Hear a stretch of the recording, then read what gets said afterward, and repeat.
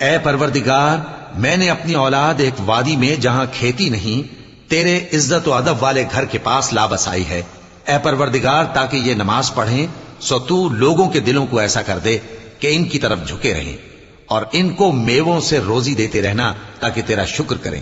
اے پروردگار، جو بات ہم چھپاتے اور جو ظاہر کرتے ہیں تو سب جانتا ہے، اور اللہ سے کوئی چیز مخفی نہیں، نہ زمین میں نہ آسمان میں۔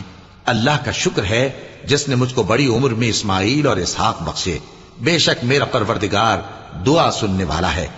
اے پروردگار، مجھ کو ایسی توفیق عنایت کر کہ نماز پڑھتا رہوں، اور میری اولاد کو بھی یہ توفیق بخش۔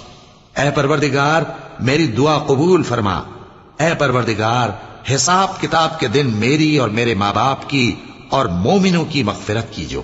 اور مومنوں، یہ نہ سمجھنا کہ یہ ظالم جو کام کر رہے ہیں اللہ ان سے بے خبر ہے، وہ ان کو اس